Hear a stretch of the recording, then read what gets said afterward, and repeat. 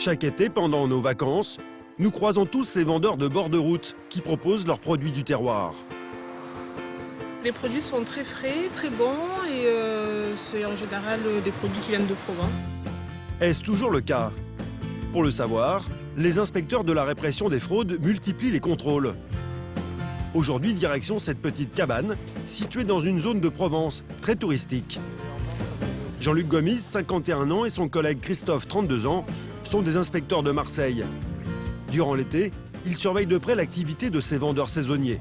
Bonjour madame, c'est le service de répression des fraudes. Dans cette boutique, on affiche fièrement l'origine des produits. La mention Provence est indiquée partout. Un argument commercial qui semble avoir beaucoup de succès auprès de la clientèle. Votre critère de choix, c'est la Provence. D'accord. Donc vous êtes prêt à mettre le prix, mais vous voulez des produits locaux. Tout à fait. Pour savoir si la commerçante vend bien des produits de la région, Jean-Luc et Christophe se rendent dans l'arrière-boutique avec une idée bien précise.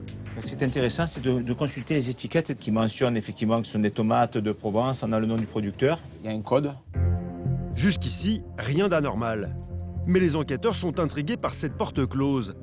Alors ils demandent à la propriétaire de leur en ouvrir l'accès. On ne voulait pas forcer parce qu'on ne voulait pas la casser. Non, c'est... Ah ouais, mais ça vous savez faire mieux que nous. Ah ouais, ça vous savez faire mieux que nous. Voilà. Enfin limiers, Jean-Luc et Christophe ont l'habitude de fouiller. Et ils font régulièrement de drôles de découvertes. Donc là, on voit que Espagne, Spain. Ici, on a un colis qui vient d'Italie, Sicile. Origine produit du Maroc et qui était indiqué Provence. Italie, Espagne, Maroc, il semblerait que la propriétaire de cette boutique ait une notion très large de la Provence. Face aux enquêteurs, elle tente de se justifier. Il n'y en a pas d'autres parce qu'après, on va le voir de toute façon. Hein. C'est entre nous, hein, on se le dit. Voilà, on se le dit, là, on est à l'abri des consommateurs. À court d'arguments, la commerçante appelle ses frères à la rescousse. C'est à peine ça gagne sa vie, la petite. Franchement, je vous dis la vérité. Nous, on essaye de l'aider, un peu de la pousser. Ouais, non, mais on voit que c'est bien. Voilà, on essaye vraiment de l'aider. Après, on est en famille, comme on vous dit. Regardez mon frère d'où il sort des champs. On est fatigué. Après, ça peut arriver qu'il y ait un petit peu des erreurs. On va corriger ces erreurs-là, mais laissez-nous une chance. C'est la première fois qu'on se fait contrôler. Attendez, monsieur, s'il vous plaît. La première fois qu'on se fait contrôler, il faut au moins être indulgent avec nous. Mais les deux hommes ont beau faire, Jean-Luc et Christophe se montrent inflexibles. Vous êtes là pour les mauvais points. Non, mais c'est pas ça. Si on veut vous faire avancer aussi vers le bon chemin, on n'est pas là. Si c'est pour vous dire ça va bien, et qu'on ne vous dit pas ce qui va pas, ça sert à rien. L'aîné de la fratrie semble avoir compris que sa sœur allait écoper d'une belle amende. Il préfère quitter la pièce. Non, il faut pas vous emballer. Pourquoi vous emballez? Petite sœur, attendez où? Vous allez mettre une amende, ça va pas. Et monsieur. Bon. Ouais, faut pas que ça s'emballe, voilà. Pour avoir menti sur la provenance de certains primeurs vendus dans sa boutique, cette commerçante risque une amende de 4 500 € et 2 ans d'emprisonnement. La procédure est toujours en cours. Et vous allez voir que pendant les vacances d'été, les pièges à touristes sont nombreux, avec parfois de gros préjudices pour les victimes. Avec près de 85 millions de visiteurs chaque année, la France reste la première destination touristique mondiale. Une affluence qui pousse certains professionnels à enfreindre la loi. C'est pas un produit qui est fabriqué ici. Moi je suis en règle, je risque rien. Voilà, j'ai des factures de tout, il n'y a pas de problème. Attirés par l'appât du gain, certains vendeurs de marchés et de foires sont prêts à tous les mensonges. La réalité, madame, c'est que quand on est arrivé, vous nous avez dit que vous aviez un moulin et que c'était de l'huile de France. Il n'y a pas d'olive de France dedans. Dans la restauration, les inspecteurs de la répression des fraudes mènent une bataille acharnée contre ceux qui ne respectent rien. Vous allez le jeter. Ou ceux qui préparent leurs plats dans des conditions d'hygiène déplorables. Il y a une souris là dans le piège. Donc vous avez des souris quand même. Vous en avez beaucoup, monsieur? Non, écoutez, c'est la deuxième que je vois. À Paris, pour lutter contre les arnaques aux touristes, les forces de l'ordre ont créé une unité spéciale. Tournez-vous, monsieur, sortez la main des poches. Les policiers de l'unité de sécurisation touristique font la chasse aux joueurs de bonneteau qui dépouillent les touristes sans aucun scrupule. Oui, 150 boules. Ils organisent aussi des opérations anti-vendeurs à la sauvette, des interventions délicates où la situation peut très vite déraper. Tout à l'heure, à 14h, on a eu un CRS de blessé. Il a reçu un coup de tour Eiffel sur la tête. L'autre inquiétude des policiers, c'est la prolifération anarchique des tuk-tuk roumains qui escroquent les vacanciers. Quoi? 50 € par personne? Oui. Vous venez juste de nous dire 40 € là. Dans le sud de la France, ce sont les arnaques à la location saisonnière qui font des ravages. Et les victimes se comptent par milliers. Depuis 2012, chaque été, on a les mêmes scènes, et des personnes qui arrivent, qui se sont fait arnaquer. Locataire ou propriétaire, personne n'est à l'abri de ces bandes organisées capables d'usurper n'importe quelle identité. L'escroc a envoyé une photocopie d'un passeport à mon nom, mais qui n'est pas du tout le mien. Nous découvrirons aussi la face cachée du marché du nougat, où tous les coups sont permis pour gagner beaucoup d'argent en très peu de temps. Moi j'ai un pote qui fait du nougat sur une semaine, il fait 10-15 000 euros de chiffre. Enfin, nous nous envolerons pour la Chine, au royaume mondial de la copie. Ma spécialité, c'est de gagner de l'argent. Un voyage insolite qui nous emmènera dans un lieu reculé en pleine campagne, où sont peintes en secret des centaines de copies de tableaux originaux, avec pour seule destination Montmartre. Au cœur de l'été, les inspecteurs de la répression des fraudes sont sur le pied de guerre. Dans leur collimateur, les nombreux restaurants qui servent à manger aux touristes. Pour certains professionnels, c'est toute une saison qui se joue en seulement quelques mois. Alors chaque restaurateur y va de sa petite formule pour attirer les passants. Nous retrouvons Jean-Luc et Christophe à Aix-en-Provence, une ville située à 30 km de Marseille. Aujourd'hui, ils se rendent sur la place des Quarts d'Heure, l'un des axes touristiques les plus fréquentés de la ville.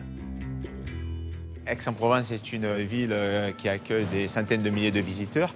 Donc cet afflux touristique représente forcément une manne financière pour de nombreux professionnels.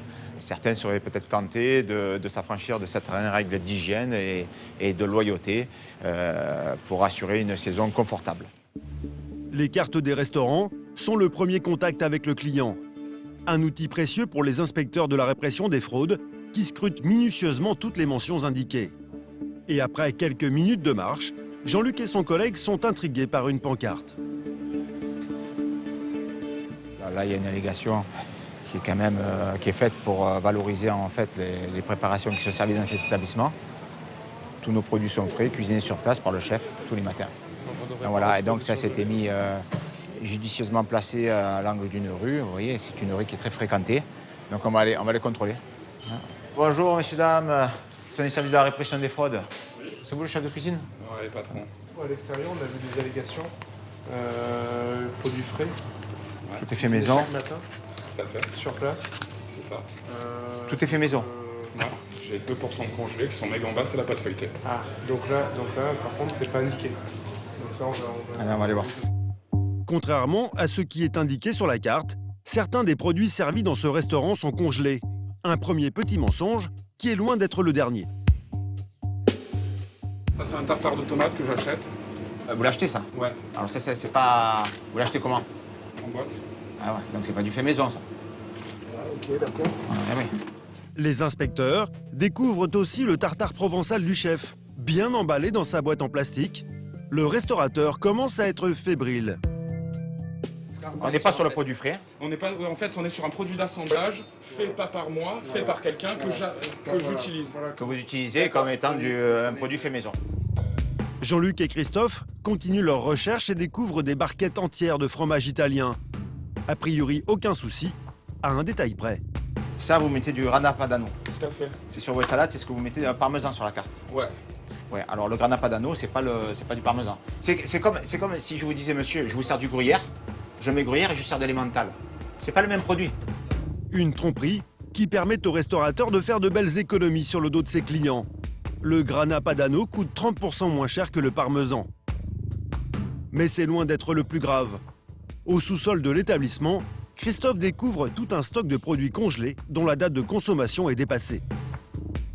Ça, c'est sur la carte aussi? Non, ça c'est quand je reçois ma charcuterie, je la congèle jusqu'à les sous vide. Normalement, j'ai le droit. Ah non, monsieur. Non, parce que je vais vous dire, vous avez fait une congélation domestique, on va dire. C'est ce que fait le consommateur chez lui, n'importe quel particulier. J'ai pas le droit, donc. Non. Ce chef cuistot semble ignorer l'une des règles de base de la restauration. Lorsque l'on met un aliment frais au congélateur, il perd une partie de sa saveur et peut être aussi contaminé par des micro-organismes. Un procédé autorisé chez les particuliers, mais pas dans un restaurant. Donc là, ça, en fait, qu'est-ce qu'il faut que j'en fasse? Ben ça, je les ramène chez moi? Non, ça, vous allez le jeter devant nous. Ça, pour une première année, j'aurais tout eu. Devant les inspecteurs, le restaurateur jette un à un les aliments périmés à la poubelle. Des saucisses, du foie gras et même des brochettes de viande, soit une dizaine de produits en tout.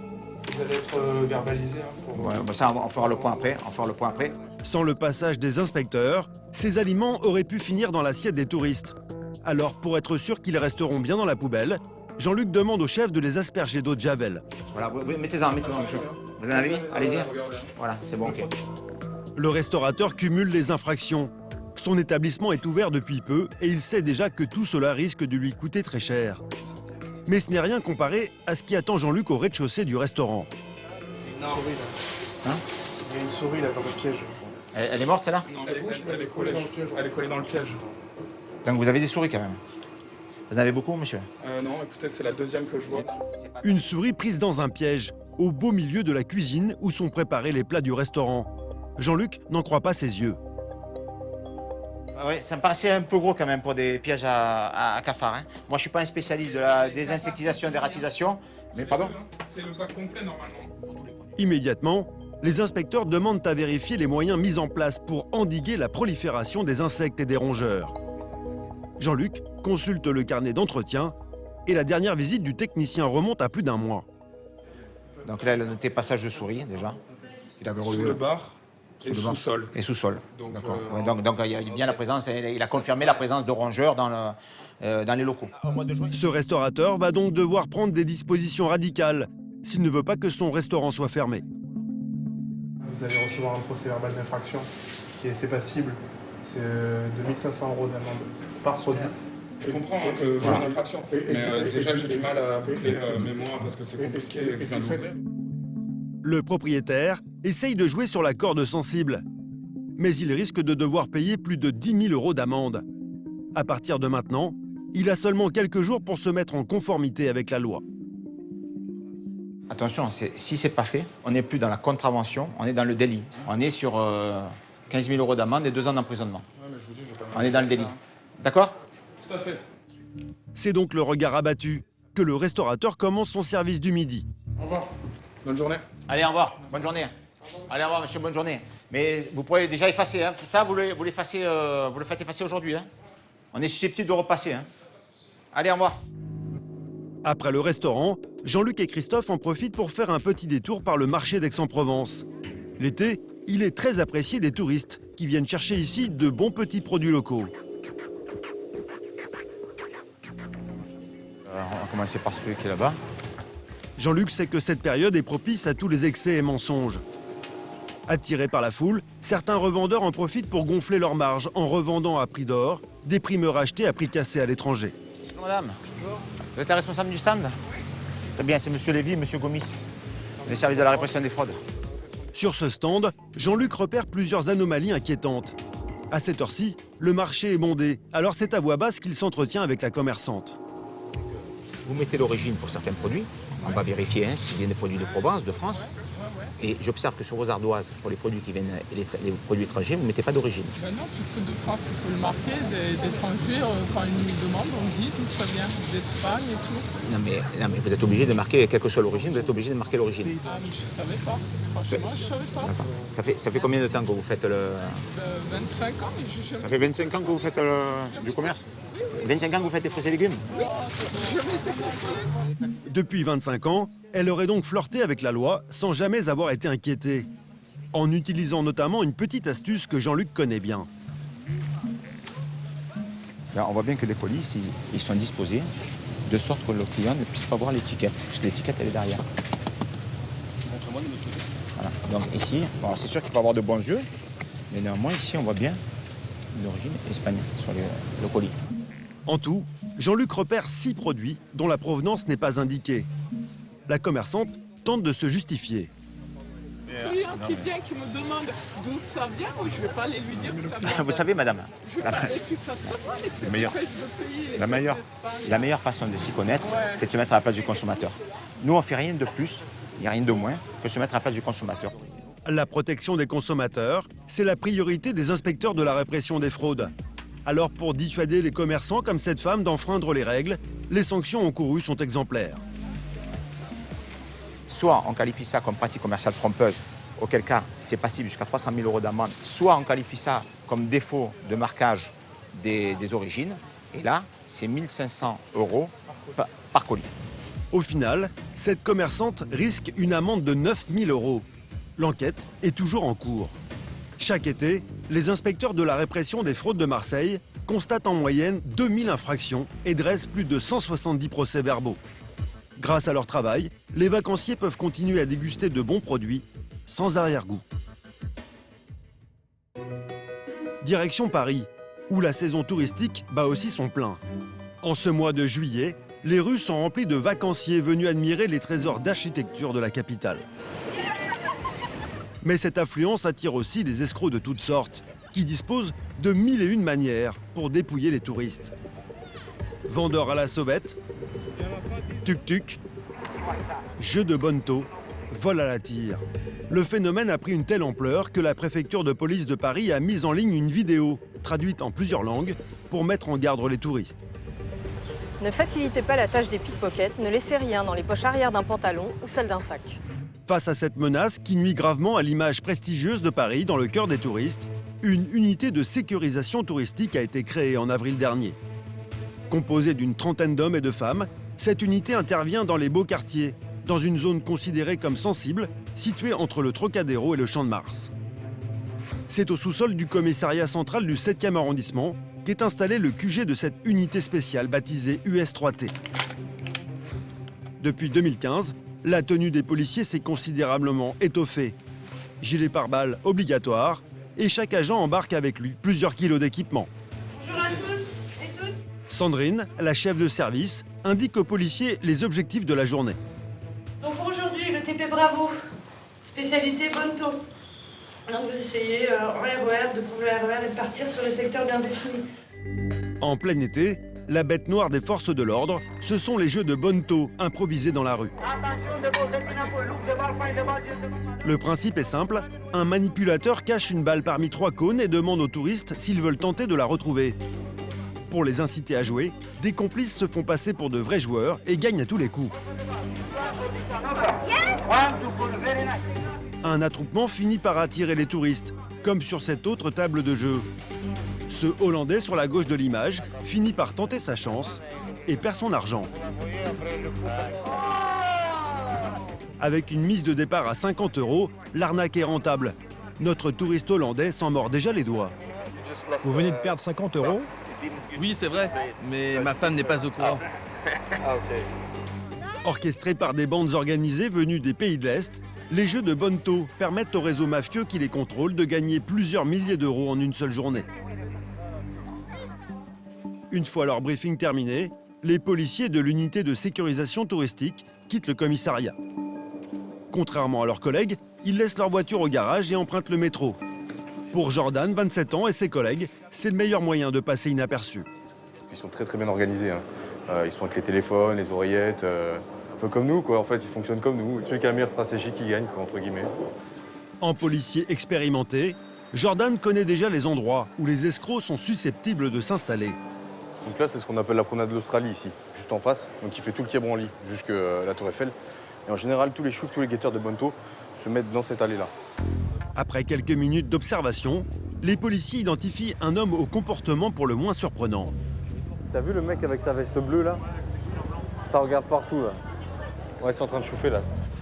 Jordan et ses collègues pensent avoir repéré un guetteur caché derrière les buissons. Rapidement, ils identifient le reste de la bande, qui serait composée en tout de 6 individus. Ah, là, on les voit bien. Là. On a l'équipe entière avec l'ancien, le mec avec sa veste en cuir, les 3 meufs, et bingo, on est sur du bonneteau, là. À peine installés, les joueurs de bonneteau décident pourtant de lever le camp. Et ils bougent tous, là. Ah, ils vont traverser. Jordan commence à se demander si leur présence n'a pas été repérée. Alors, pour ne pas perdre leurs traces, le policier contacte par radio ses collègues à vélo pour qu'ils les prennent en filature. On s'est positionné sur le quai Branly face à la promenade de l'Australie en direction de la Tour Eiffel. Après quelques minutes, Jordan reçoit la confirmation que les joueurs de bonneteau se sont installés à quelques centaines de mètres de leur position. Bon, on se décide les mecs, on fait quoi? On prend une bagnole? Il faut trouver une attente. Tiens, arrête le bleu marine là. Pour se rendre sur place, les policiers demandent à une voiture civile de bien vouloir les emmener. Bonjour, c'est la police, monsieur. Ça vous dérange pas de nous prendre pour nous déposer jusqu'à Branly? Parce que on doit aller voir des gens. Non, mais restez dedans. Non, restez, c'est vous qui conduisez. Juste, on monte avec vous. Quand je vous dirai de vous arrêter, il faudra vous arrêter tout de suite. Hein. Ok. Le monsieur il va nous déposer en fait où il y aurait les joueurs de Bonto. Et ça nous permettrait d'éventuellement de voir en flag la table et d'intervenir et de pouvoir interpeller ces gens-là directement. C'est bon. Mets-toi à droite, mets-toi à droite. Ok. Ouais, à droite, ouais, je vais vous dire, monsieur. Et dès que je vous dis stop, c'est stop. Hein. Les policiers se rapprochent et identifient rapidement les escrocs présumés qu'ils avaient aperçus quelques minutes plus tôt. En noir, chemise rose. Cours. Le top action est donné. Police, tu bouges pas! Tu bouges pas, toi aussi, tu viens là. Surpris par la rapidité d'action des forces de l'ordre, les joueurs n'offrent aucune résistance. Restez avec eux, je vois s'il y a des victimes. Jordan se dirige vers les passants pour savoir si l'un d'entre eux vient de jouer une somme d'argent. Non, vous avez joué? You play? No? Ok. Pour les policiers, trouver une victime est primordial, car son témoignage permettrait de caractériser l'infraction comme une escroquerie, un délit passible de 5 ans de prison et de 375 000 € d'amende. Ça, je garde sur moi, d'accord? D'accord? Après vérification, Jordan et ses collègues ne trouveront que quelques billets sur les escrocs présumés. Ils seront pour la plupart convoqués au tribunal. Quant au matériel saisi, il sera détruit. On va aller mettre tout le monde dans le TC? Dans leur lutte acharnée contre les jeux d'argent illicites organisés dans les rues de Paris, ces policiers peuvent compter sur un soutien précieux, celui des caméras de vidéosurveillance disséminées un peu partout dans la capitale. Dans la zone située entre le Trocadéro et le Champ de Mars, il y en a une quinzaine. C'est ici, dans cette pièce retranchée du commissariat du 7e arrondissement, nommée la station directrice, que toutes les images sont captées et enregistrées. US3T Bravo, TL07. Grâce à un joystick, chaque opérateur de la station peut orienter les caméras à sa guise. Dotées d'un zoom, elles permettent aux policiers comme Sandrine de détecter rapidement la moindre anomalie. Donc là, on va avoir un individu là, qui va commencer à s'installer. Hein, il se baisse, il s'installe, il met ses petits gobelets, tout ça. Sandrine a repéré une table de Bonto sur le pont d'Iéna qui enjambe la Seine face à la Tour Eiffel. Elle prévient Jordan. Tu vas avoir donc le manipulateur qui s'est installé, celui d'avant qui est installé aussi mais qui se met en guetteur. Ouais. Donc ça va être toute la table de Bonto. D'accord, ok. Ça vous apporte quoi le travail de la vidéosurveillance comme ça? C'est nos yeux quand nous on est sur le terrain, donc ils peuvent nous apporter les directions de fuite, des victimes, les descriptions des individus, voilà, ils peuvent tout voir par rapport aux caméras, donc pour nous c'est super important. Là on va pouvoir reconnaître tout de suite à l'instant T les individus qu'on a pu voir sur la vidéosurveillance, donc au niveau des descriptions, tout de suite ça va nous taper à l'œil. Pas une minute à perdre, Jordan part avec son équipe en direction des escrocs présumés. Une fois sur place, les policiers vont recevoir un appel radio déterminant qui va déclencher l'interpellation. On a des victimes, donc touristes qui sont en train de jouer, donc 2 hommes, dont un vêtu d'un blouson bleu turquoise. Cette fois, Jordan compte bien identifier des victimes de jeux de Bonto afin de mettre hors d'état de nuire la bande d'escrocs présumés. Là, un moto.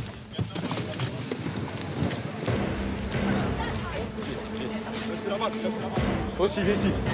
Une fois la bande appréhendée, l'un des policiers part à la recherche des victimes, dont il a obtenu la description grâce à ses collègues de la vidéosurveillance. Vous avez joué au Bento ou pas? Oui. Vous n'êtes pas voir? Oui.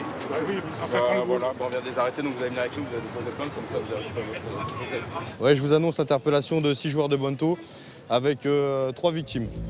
Mission accomplie pour les policiers. Le joueur de Bonto et ses complices semblent résignés. Ils vont devoir maintenant s'expliquer au commissariat. L'un après l'autre, les différents membres de cette bande organisée présumée vont être fouillés puis entendus par les forces de l'ordre. Allez, asseyez-vous là-bas, là. Là. Malgré les faits qui lui sont reprochés, cette femme située sur la droite de l'image tente de minimiser la gravité de ses actes. Personne ne l'a pas forcé. C'est eux qui ont choisi de jouer. Personne elle a dit faut jouer, faut mettre d'argent. C'est lui tout seul qui l'a sorti d'argent, c'est eux tout seuls qui sont joués.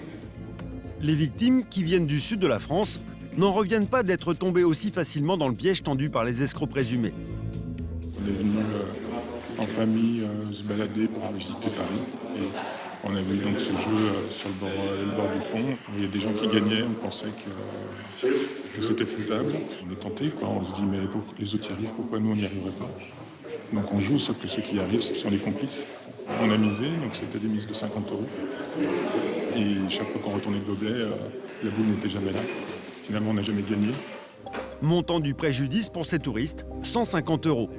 Le début de leur petit week-end en famille est définitivement gâché. Allez, vous venez avec moi?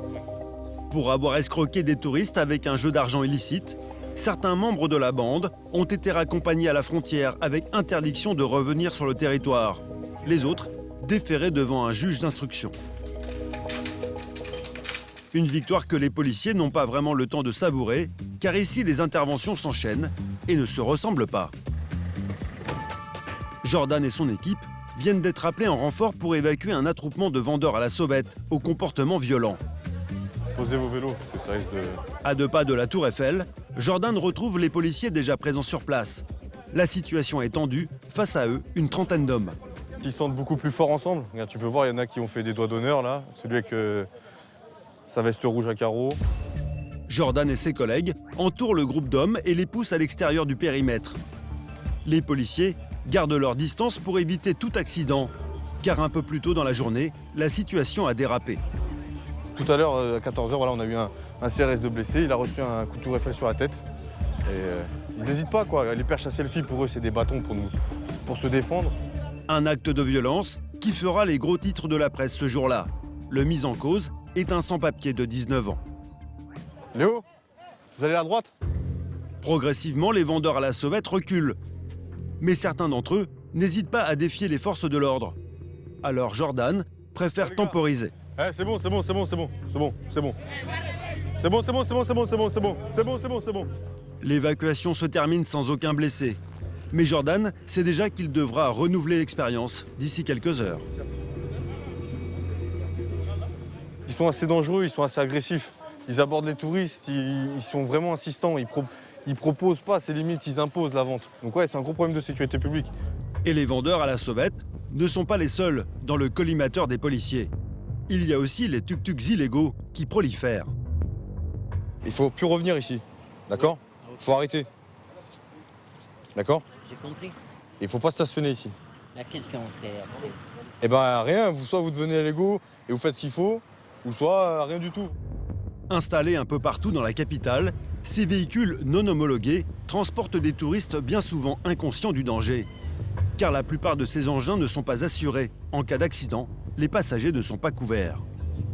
Jordan dissuade donc ses tuk-tuks de stationner aux abords de la Tour Eiffel. Va falloir y aller et pas rester ici. D'accord? D'accord. Comme d'habitude? Oui. On part? Prends le tuk-tuk et tu pars. Si le policier est aussi expéditif, c'est parce que la plupart de ses chauffeurs auraient mis en place une petite combine pour escroquer les touristes. Ils en profitent, ils proposent une course et au final, à l'arrivée de la course, c'est jamais le même prix. Pour comprendre comment ils s'y prennent, nous nous sommes glissés dans la peau d'un touriste équipé d'une caméra discrète. Nous sommes allés à la rencontre d'un chauffeur de tuk-tuk stationné près du Grand Palais. Hi. C'est combien pour l'aller-retour Trocadéro? De la Trocadéro, 20 €. 20 €? Oui. Ok. 20 € pour 2 km de course, c'est un peu cher mais bon. Nous embarquons direction le Trocadéro. D'emblée, le tuk-tuk emprunte la piste cyclable alors que c'est interdit. Et nous ne sommes pas au bout de nos surprises. Mais vous avez le droit de passer sur des passages piétons comme ça? Oui. Ah oui? Au mépris du code de la route, l'homme roule sur les passages piétons et emprunte même le couloir de bus. Quelques instants plus tard, nous arrivons à destination. 2 ou 3 photos souvenirs et nous demandons à notre chauffeur de nous ramener à notre point de départ. Vous voulez retourner? Ouais. C'est 20 €, 40 €. Le tarif du retour est identique à l'aller, jusque-là, rien d'anormal. Mais une fois arrivés sur le pont, nous allons vite déchanter. Alors c'est combien? C'est 40 € pour personne. Par personne? Oui. C'est pas ce que vous nous avez dit. Vous avez dit 40 €. Subitement, ce chauffeur vient de se rappeler qu'il avait une grille tarifaire. Le prix de notre course n'était pas global, mais pour une seule personne. Nous devons donc payer 80 € au chauffeur pour l'aller-retour. Mais en quelques secondes, le prix va encore grimper. Ça fait combien en tout? 50 € par personne. Quoi? Oui. 50 € par personne? Oui. Là, vous venez juste de nous dire 40 € là. Ça fait 1 heure, ça fait pas 1 heure là. Le chauffeur veut nous facturer 100 € pour 1 heure de course, alors que nous ne sommes restés qu'une demi-heure avec lui. Nous refusons de payer. À force d'argumenter, il nous accorde finalement une ristourne. Discount pour vous, 30 € 30. Au final, nous réglons 60 € pour 4 km de course. Le même trajet nous aurait coûté 10 € en moyenne avec un taxi. Comme des centaines de vacanciers, nous venons d'être victimes d'une petite arnaque parfaitement rodée. Mais chaque été, prolifèrent aussi des arnaqueurs d'une toute autre ampleur que les forces de l'ordre ont bien du mal à interpeller. À l'approche de la belle saison, toujours le même rituel. Les Français sont à l'affût du moindre bon plan pour trouver une location de vacances pas chère. En moyenne, leur budget est de 1 084 € pour une semaine. Mais plus on s'approche de la mer et plus les prix flambent. Alors pour trouver la perle rare, les Français scrutent les bonnes affaires sur les sites spécialisés et notamment les locations entre particuliers. En été, la demande est telle que certaines de ces offres cachent en fait de véritables escroqueries qui rapportent plusieurs dizaines de milliers d'euros à leurs auteurs. L'été dernier, Gérard, 48 ans, en a fait les frais. Sur un site de petites annonces en ligne, il trouve un appartement aux prestations exceptionnelles. En plus d'être bien équipé, le logement dispose d'un balcon-terrasse et d'une cuisine dernier cri. Il y avait même une piscine, pas loin de la mer, on pouvait y aller à pied. Donc c'était intéressant. Le tarif était correct, 550 € par semaine, donc ce qui faisait sur 15 jours 1 100 €. Après un échange de mails avec le propriétaire, Gérard reçoit un contrat de location signé. Il le renvoie avec la somme de 300 € demandée pour garantir la réservation. Quelques semaines plus tard, Gérard et sa famille partent pour Argelès-sur-Mer, heureux à l'idée de se retrouver tous ensemble. Mais après un long voyage, sitôt arrivé sur place, Gérard sent que quelque chose ne va pas. Ce qui m'a un peu interpellé, c'est qu'il y avait déjà beaucoup de monde qui attendait dehors. Et il y avait même des gens qui étaient en pleurs. Bien. Et arrivé au portail de l'immeuble, il y a une personne qui nous arrête et puis qui nous demande si c'était pour une location. Je dis oui, c'est pour une location. Et il nous demande notre contrat. Alors je lui présente notre contrat et tout de suite, il nous a dit que c'était une arnaque. S'il y avait autant de personnes en pleurs ce jour-là, c'est parce qu'elles ont toutes été victimes de la même escroquerie. Voici quelques conseils pour la repérer. L'escroc commence en général par choisir une annonce alléchante et se fait passer pour un client intéressé auprès du propriétaire. Il obtient ainsi un contrat de location avec toutes les informations. Avec ce document, il va créer une fausse annonce. Attention donc, même lorsque vous recevez un contrat en bonne et due forme, ce n'est jamais une garantie. Avant de signer, il est recommandé de faire sa petite enquête. En vérifiant par exemple que le descriptif et les photos du logement proposé à la location n'apparaissent pas dans plusieurs annonces, ce qui est souvent le signe d'une offre frauduleuse.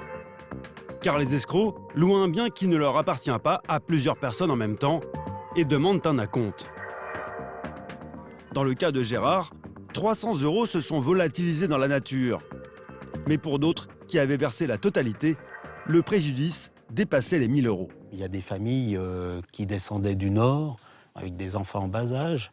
Et c'était ces gens-là qui étaient en pleurs. Eux, ils se retrouvaient sans rien. Ça fait mal, quoi. On en veut à la personne.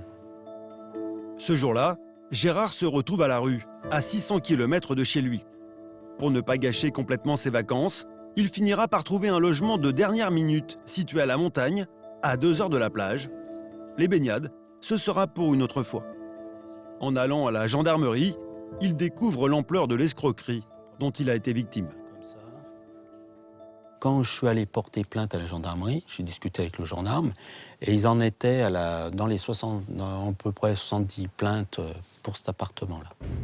Après enquête, les gendarmes ont recensé 100 victimes dans cette escroquerie particulièrement lucrative, qui aurait rapporté plus de 30 000 € à son auteur, toujours en fuite.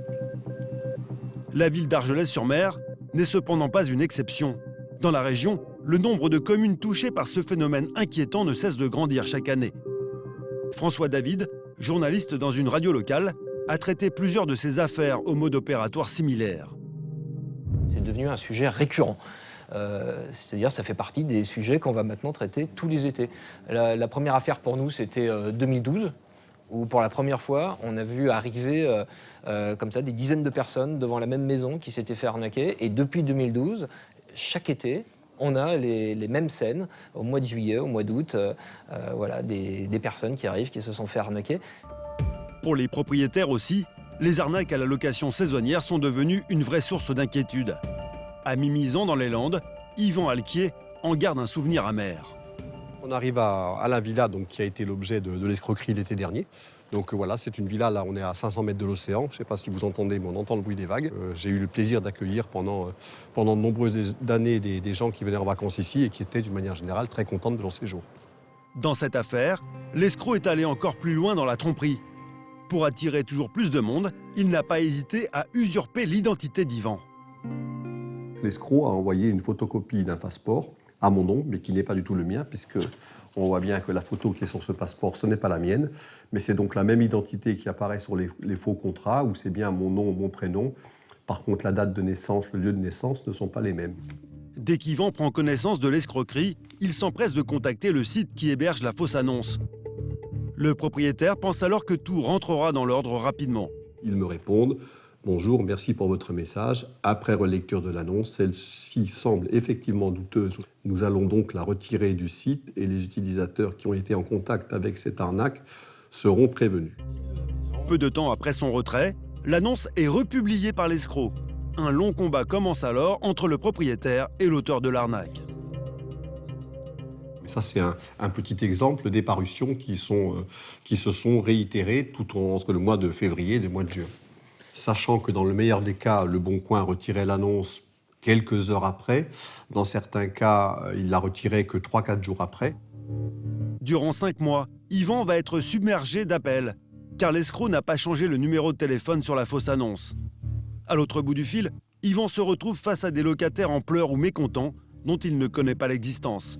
Une pression permanente qui le conduira à se séparer de sa maison. Pour moi, il y a de la part de Bon Coin, au minimum, une négligence qui, malheureusement, a des conséquences fâcheuses pour toutes les personnes qui ont été escroquées. Face à cette absence de réaction, nous avons souhaité connaître la position des responsables du site. Voici leur réponse, obtenue par mail. Nous ne communiquons pas de chiffres, mais le nombre de réclamations est infime actuellement. Pourtant, en poursuivant la lecture, nous comprenons que le site est conscient de ses failles. Nous travaillons aussi sur un système permettant un dépôt d'art sécurisé, mais c'est encore au stade de projet. Avec 800 000 annonces postées chaque jour, il semblerait que le site internet ait encore du mal à démêler le vrai du faux. Une aubaine pour les escrocs de toutes sortes. Alors, pour éviter de ruiner vos vacances, la vigilance s'impose. Dans le sud de la France, nous retrouvons les inspecteurs de la répression des fraudes de Marseille.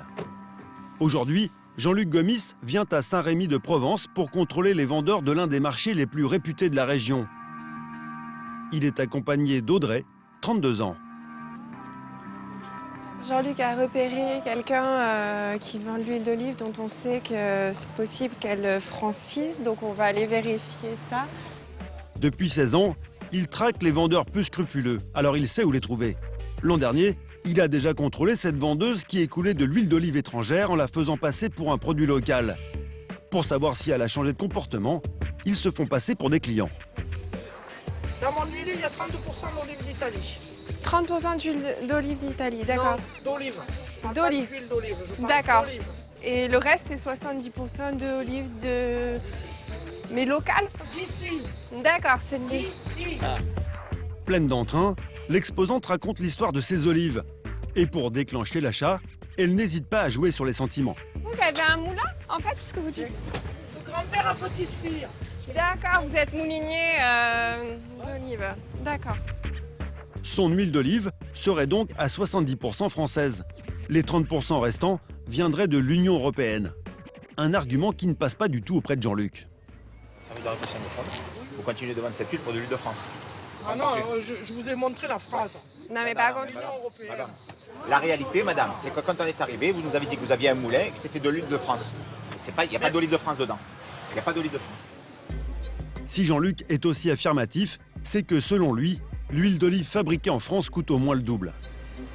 Compte tenu du prix, on ne peut pas avoir de l'huile d'olive de France à 12 € le litre. Parce que l'huile d'olive de France, ça représente même pas 1% de la production mondiale. Donc quand on a de l'huile d'olive de France, on ne va pas la mélanger avec d'autres huiles étrangères.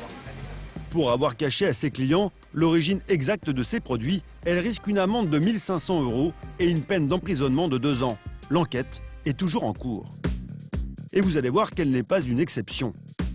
Chaque été, les Bouches-du-Rhône accueillent 9 millions de touristes qui viennent découvrir les petits villages et leurs nombreux marchés. Avec ses 100 exposants, celui de Saint-Rémy-de-Provence est l'un des plus populaires. Les touristes peuvent y trouver souvenirs, fruits et légumes ou produits artisanaux. C'est vraiment typique de la France, de Saint-Rémy. C'est magnifique. Le pâté, le vin, les herbes provençales. Nous sommes très heureux. Jean-Luc et Audrey continuent leur contrôle. Après la vendeuse d'huile d'olive, ils ont ce matin une autre cible en vue. Je vais aller faire un stand de nougat parce qu'il y a une des commerçantes qui est artisan sur le nougat qui m'a indiqué que beaucoup de revendeurs en fait faisaient passer pour des producteurs de nougat. Pour découvrir comment le vendeur présente ses produits aux touristes, Audrey joue la cliente mystère. Ouais, vous avez de la réglisse, ici vous avez du marron glacé, ici vous avez de la pistache, amèrement caramélisée. Après, donc, Nutella. Le tiramisu, le fruit des bois et l'amande. D'accord. C'est votre confiserie là? C'est ça. D'accord, ok. Allez, Ouais, puis en plus on a le petit sac de la confiserie, c'est sympa. L'exposant d'une cinquantaine d'années se présente comme un confiseur. Partout sur son stand, il propose même des sacs aux couleurs de sa marque. En ce mois d'été, de nombreux touristes veulent rapporter un petit souvenir de la région, alors les commandes s'enchaînent. Ça vous fait 20 €. Le marché de Saint-Rémy-de-Provence se trouve à seulement 100 km de Montélimar. Audrey va donc tenter de savoir où sont fabriqués les produits de cet exposant. C'est du nougat de Montélimar? Non, pas du tout, c'est fabriqué à 4 km. Ah d'accord. Vous avez directement l'artisanat. D'accord, c'est votre fabrication. Voilà, c'est la fabrication. Vous le faites avec du vrai Nutella du coup? Moi, il n'y a pas de noisette, ça fabrique. Ah, vous fabriquez votre pâte de noisettes. D'accord. Bon, hein. Après avoir laissé le vendeur exposer ses arguments de vente, les inspecteurs finissent par se présenter. Service de répression du fraude, monsieur. Madame Berrier, Berrier, monsieur Gomis. on vérifie les allégations présentées aux consommateurs. À ce titre, on se fait passer pour des consommateurs mystères. Face à Audrey, le vendeur a indiqué qu'il fabriquait lui-même ses nougats. La première action des inspecteurs est donc de vérifier si l'homme leur a bien dit la vérité. Donc ça vient de chez vous? Non, ça vient pas de chez moi. Il y a du nougat dedans? Oui, il y a du nougat, mais pas tout. Quel est votre statut, monsieur? Moi, je suis artisan, moi, à l'origine. On est en train de monter, un labo en ce moment. Monsieur, je vous comprends, je vous entends. Je vous pose la question. Au jour d'aujourd'hui, quel est votre statut au jour d'aujourd'hui? Au moment où on se parle, quel est votre statut? Moi, je suis artisan, moi. Concrètement, ces produits-là, est-ce qu'ils sont fabriqués dans votre labo? Vous n'avez pas de labo? Non, je n'ai plus de labo. J'avais un labo, mais j'en ai plus. Qui proviennent pas de votre labo. Voilà. Non. Le problème, c'est que ce ne sont pas vos produits. Oui, mais après, j'essaie de faire... voilà, comme je suis artisan. L'homme bafouille, répète la même phrase en boucle, mais à demi-mot, il vient d'avouer aux inspecteurs que les produits vendus sur son étal n'étaient pas les siens. Jean-Luc poursuit ses recherches et découvre un carton écrit en italien. Donc voilà, dessous on voit bien que c'est rédigé à l'étranger. Visiblement, si on se fie à l'étiquetage qu'il y a sur ces cartons, c'est pas un produit qui est fabriqué ici. Mais bon, c'est fini parce qu'on n'arrête pas de se faire... oui, mais monsieur, on n'arrête pas, on travaille, on essaie de travailler et on n'arrête pas de se faire embêter. Monsieur, il y a travaillé et oui, je suis d'accord, mais en fait, moi, je vais vous dire sincèrement, moi, je suis en règle, je risque rien. Voilà, j'ai des factures de tout, il n'y a pas de problème. Des problèmes, il risque pourtant d'en avoir. Lorsqu'il se fait passer pour un producteur de nougat local, il ment ouvertement à ses clients. Délices de citron, votre fournisseur? Italie, ça. Alors, ensuite, amandes et chocolat noir. Ça, c'est Italie aussi. Chocolat fondant Nutella? Italie. Ça, tout le reste, c'est Italie. Le contrôle touche à sa fin. L'occasion pour Audrey de donner une bonne leçon de morale à cet homme peu scrupuleux. Votre discours, il était vraiment trop peur pour le consommateur. Donc cessez cette pratique, c'est ce qui compte le plus. Et puis moi, je vous entendrai sur les éléments et communiquez-moi tout ce que je vous ai demandé. Convoqué pour s'expliquer quelques jours plus tard, l'exposant ne s'est jamais présenté. Une infraction pénale, passible de 2 ans d'emprisonnement et 300 000 € d'amende. L'enquête est donc toujours en cours. Et il n'y a pas que le nougat. Au top 5 des plus grosses arnaques sur les marchés, on retrouve en tête la charcuterie corse, dont 90% de la production provient en fait de cochons importés. Le savon de Marseille, fabriqué à 90% en Chine. Un pays qui fournit la plupart des faux produits locaux vendus sur les marchés, comme le miel ou encore les couteaux Laïol. Il y a aussi les herbes de Provence, cultivées en Pologne, au Maroc et en Turquie. Sur les marchés du sud de la France, de moins en moins de touristes sont dupes. À l'image de ce couple originaire de Pau, en vacances dans la région. C'est de la trappe touriste un peu quelque part, de faire croire qu'un produit vient d'ici de la région alors qu'on sait pertinemment que c'est pas vrai. Voilà. Donc on est obligé d'être vigilant sur ce qu'on consomme, ce qu'on achète. Ça gâche un peu le côté soleil, le côté Provence, ça gâche un peu. Notre pays perd un peu de son identité. Cette affaire de faux confiseurs a attisé notre curiosité. En Provence, le nougat est considéré comme une institution. Sur les marchés, il se vend souvent à la découpe à des prix très élevés. Chez notre revendeur, il est proposé à près de 6 € les 100 grammes. Mais combien vaut réellement le nougat vendu par cet homme? Comment les vacanciers peuvent-ils l'acheter sans se faire arnaquer? Nous avons décidé de mener l'enquête. Grâce aux documents saisis lors du contrôle, nous avons retrouvé la trace du fournisseur du vendeur. Il s'agit d'une fabrique italienne qui vend son nougat à la découpe. En poursuivant nos recherches, nous trouvons un importateur de ces produits en France. Sur Internet, ils se vantent de vendre un nougat italien bien meilleur que celui de Montélimar. Intrigués, nous composons le numéro figurant au bas de l'annonce et nous faisons passer pour un potentiel acheteur. Bonjour.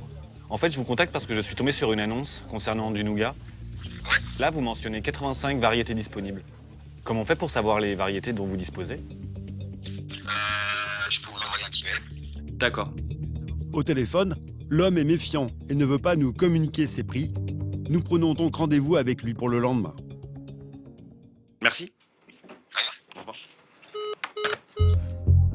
Le grossiste se trouve en banlieue parisienne. Après 1 heure de route, nous arrivons dans un quartier résidentiel. À partir de cet instant, nous filmons en caméra discrète. Voici l'adresse indiquée et la surprise. Il s'agit d'un petit pavillon d'habitation. Bonjour. Vous allez bien? Très bien, et vous? Impeccable. Je m'attendais pas à tomber sur une maison comme ça. C'est ça, c'est la fin. Ah oui, vous faites de tout? Et voilà, moi je fais. J'ai mes 2 domaines d'activité, c'est la confiserie, Ouais. comme vous l'avez vu. Et ma deuxième activité, c'est tout ce qui est matériel de cuisine. Ça va de produits de présentation de gâteaux jusqu'à la pince, le ciseau, tout ça. D'accord. Après une courte visite des lieux, le grossiste tient à connaître les raisons qui nous ont poussés à le rencontrer. Nous lui parlons alors de l'exposant de Saint-Rémy de Provence, qui vendait du nougat italien et faisait croire aux touristes qu'il le fabriquait. Lui, franchement, lui m'a bluffé.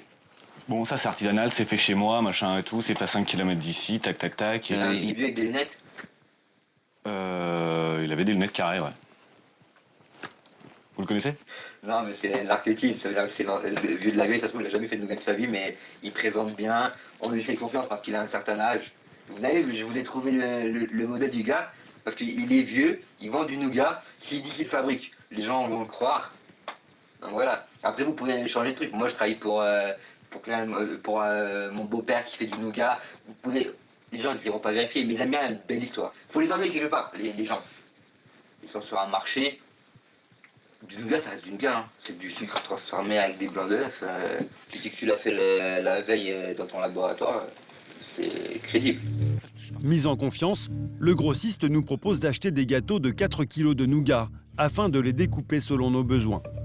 Nous allons enfin connaître le prix de revient de ces confiseries fabriquées en Italie.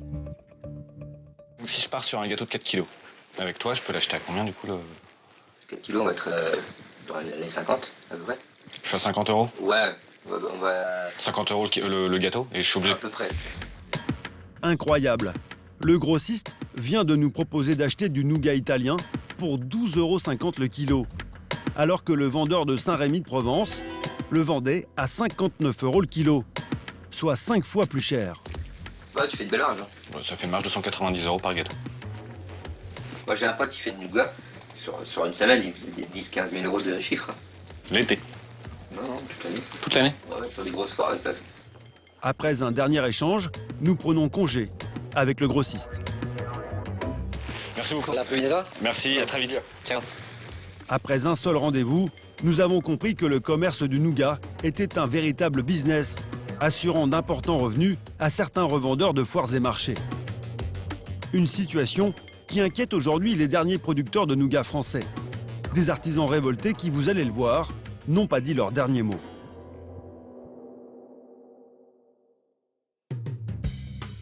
En France, quand on parle de nougat, le premier mot qui nous vient en tête, c'est Montélimar. Aujourd'hui, ils sont encore une dizaine à le fabriquer de façon artisanale. Comme ici, dans cette maison créée en 1949.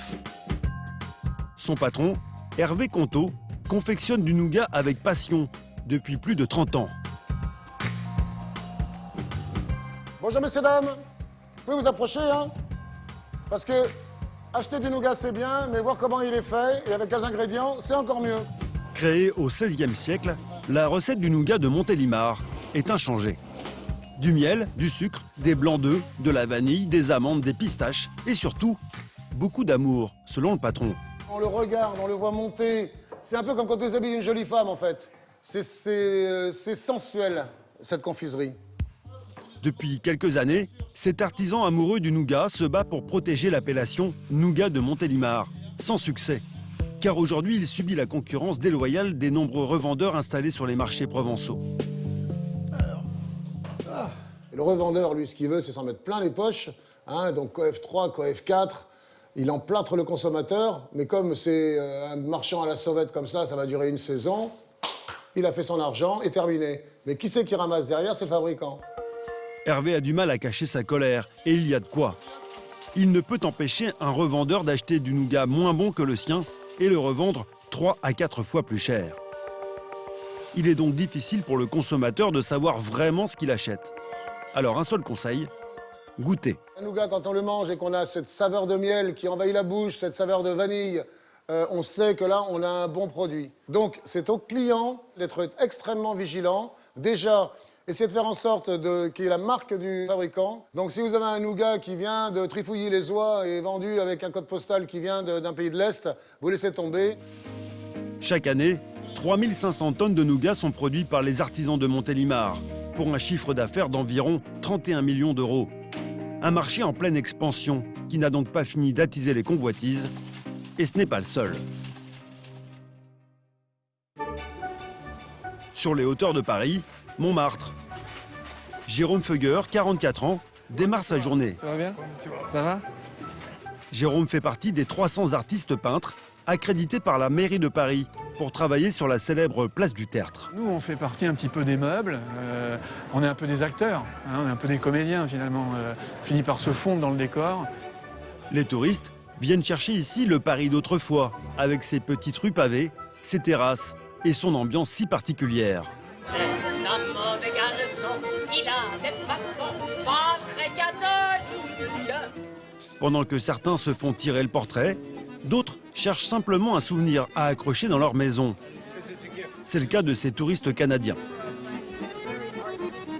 Ici, on peut voir les artistes, dessins en place. Et ça nous dit, c'est vraiment la belle chose. Mais aujourd'hui, l'emplacement de Jérôme lui permet tout juste de gagner sa vie, car les ventes de tableaux sont en baisse. Pour les petits formats, une bonne journée, on va en vendre une dizaine. Pour les grands formats, une bonne journée, on va en vendre un, peut-être deux. Et voilà, c'est très aléatoire en fait, c'est pas tellement régulier. En cause, les nombreuses boutiques réparties aux alentours de la place. Selon Jérôme, elles profiteraient de l'attraction exercée par les peintres pour revendre à prix d'or de simples copies. Ah, nous, on est les vrais. Alors maintenant, si les gens veulent acheter du faux, on les avertit, on leur dit attention, dans cette zone-là, vous allez vous faire alpaguer. Puis il y a les galeries derrière. On les prévient, on leur dit voilà, Ces gens-là n'ont pas d'autorisation, ils nous nuisent parce qu'après, les touristes, les visiteurs font l'amalgame, ils se disent tiens, c'est tous des escrocs. Eh ben non, nous on est les vrais et on peint devant vous. Pour savoir si Jérôme dit vrai, nous nous faisons passer pour un touriste à la recherche d'un tableau de Paris. Équipés d'une caméra discrète, nous entrons dans une première boutique afin de connaître l'auteur des tableaux exposés dans la galerie. C'est qui alors du coup le peintre? C'est M. Paul Carrière. Il est sur la place? Je pense pas. Il est en retraite à mon avis. Lui, il était sur la place. Il est vieux. Ah, c'est un vieux. donc ça c'est un de ses derniers tableaux alors? Ah, bah, je pense oui. Bon, il peint encore beaucoup Paul Carrière, parce qu'il y en a un là, il y en a un là, il y en a un là. Pour quelqu'un qui a arrêté de peindre... Le vendeur de cette première boutique semble plutôt gêné quand on lui demande si ce tableau a été peint place du Tertre. En revanche, impossible de savoir s'il s'agit d'une copie. Nous poursuivons donc notre visite dans la boutique d'à côté. Bon travail, hein, c'est original ça. Un bon travail. Ouais, 279 quand même. Hein. J'ai fait 199. 279. J'ai fait 80 € moins cher. 80 € moins cher. En un éclair, le prix de cette toile vient de chuter de 30%. Un geste commercial qui laisse planer quelques doutes quant à l'originalité de cette toile, signée par un certain François. François, c'est le top. Ok. Son produit, ça marche. Mais c'est un étranger ou c'est un Français alors? C'est un Français, mais il vient à l'étranger. Ah d'accord. Il vient de nous avouer que le tableau n'avait pas été peint ici. Mais alors, qui sont ces mystérieux François, Paul Carrier ou Burnett qui a signé cette toile? De véritables artistes ou de simples fantômes? C'est dans une troisième boutique que nous allons obtenir un premier élément de réponse. Il me faut 2 longues. Une femme longue, comme ça.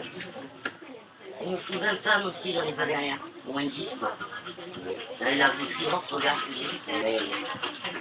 C'est quoi, c'est les commandes du jour?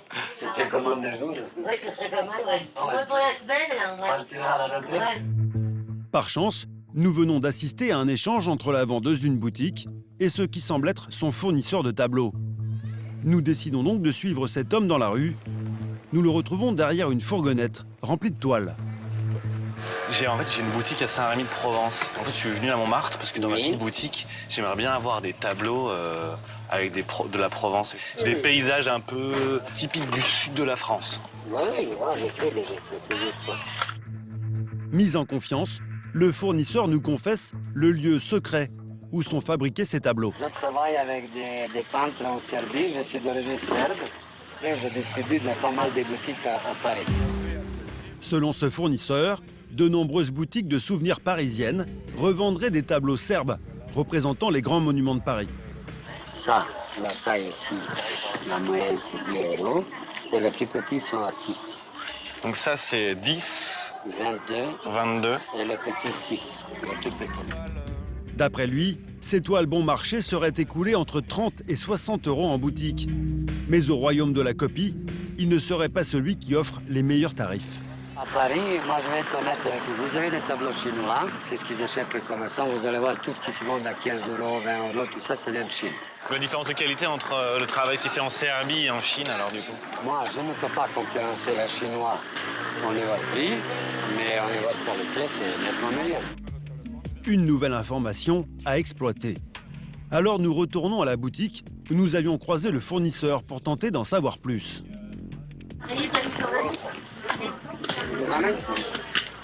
Non. Non. Je vais venir. Non. Ah non, c'est pas moi hier. C'est pas vous hier. La vendeuse de la boutique nous suspecte d'être journaliste. Le fournisseur serbe qui nous a suivis se trouve juste à côté de nous. Nous tentons de désamorcer la situation. Ah non. Le grossiste a repéré notre caméra. Nous quittons précipitamment la boutique. Bien décidés à poursuivre l'enquête, nous allons bientôt découvrir que derrière ces peintres mystérieux se cachent des artistes au profil plutôt inattendu. Sur Internet, nous trouvons le contact d'un grossiste en Chine qui s'est spécialisé dans la reproduction de tableaux parisiens. Il accepte de nous rencontrer. Direction Dafen, au sud-est de la Chine, à 11 heures de vol de la France.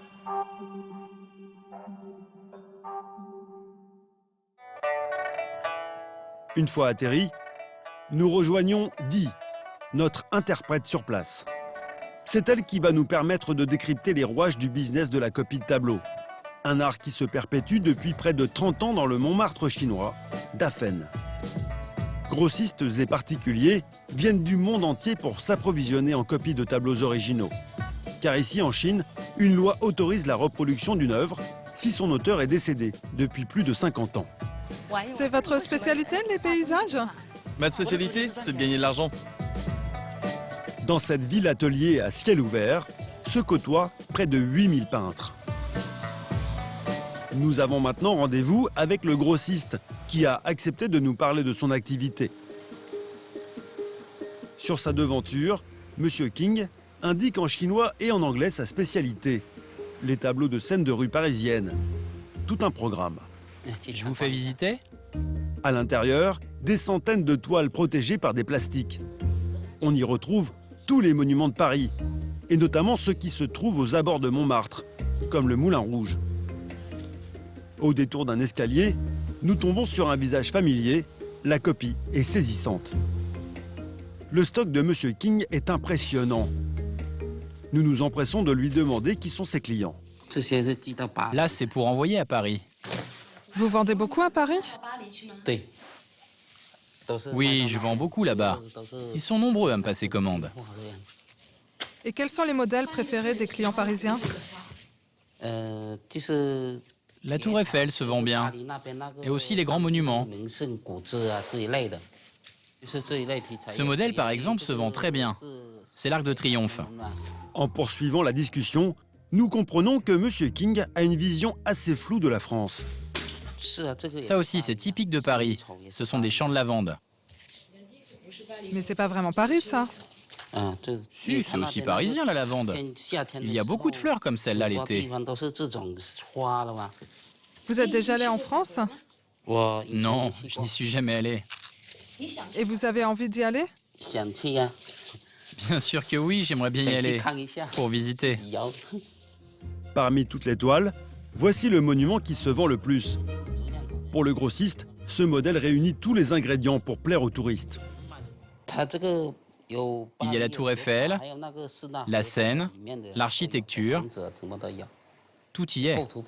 Et en plus, le dessin est très beau. C'est le Paris romantique avec les deux amoureux en noir et blanc qui se baladent main dans la main. Ce tableau, M. King le vend en moyenne entre 8 et 10 euros. À Montmartre, une toile identique peut atteindre les 100 euros, soit 10 fois plus cher. Nous lui demandons s'il sait que certains revendeurs français font croire à leurs clients qu'ils sont les auteurs de ces peintures. Je sais qu'il y a des peintres parisiens qui disent que ce sont eux qui ont peint mes tableaux. C'est comme cela. Je peux le comprendre. Cela se vend toujours plus cher une toile faite par un peintre local. S'ils le font eux-mêmes, ils n'arrivent pas toujours à obtenir la même qualité que mes toiles. Reste maintenant à savoir qui peint cette quantité impressionnante d'œuvres d'art. La question semble le gêner. Non, je n'ai pas envie de vous montrer cela. Je ne le fais jamais. Pourquoi est-il si réticent à nous montrer les artistes qui travaillent pour lui? Après 3 heures de négociation, notre interprète finit par convaincre le grossiste de nous laisser rencontrer un de ces artistes. Et vous allez voir qu'il est plutôt étonnant. Nous reprenons donc notre voiture pour une destination inconnue. Nous suivons M. King à l'extérieur de la ville pendant plus d'1 heure. Un petit village situé dans la campagne. Ici, pas d'immeubles, mais des maisons vieillies par le temps. Serait-ce ici, au fond de ces impasses, que se cachent les fameux François, Paul Carrier et Burnett de Montmartre? Nous n'allons pas tarder à le savoir. Bonjour. Voici la pièce où cet artiste peint ses œuvres. En levant les yeux au ciel, nous découvrons des dizaines de toiles en train de sécher à l'aide d'un vieux ventilateur. La chaleur est étouffante. Tu n'as pas besoin de modèle? Non, je peins depuis longtemps. Je n'ai pas besoin de modèle. Ce sont des dessins d'inspiration libre, en fonction des demandes du client. La tour Eiffel, l'Arc de Triomphe, Notre-Dame de Paris et le Sacré-Cœur. À main levée, Ce peintre chinois réalise devant nous une rue parisienne avec l'Arc de Triomphe. Sur le mur de la pièce, une autre toile représente Notre-Dame.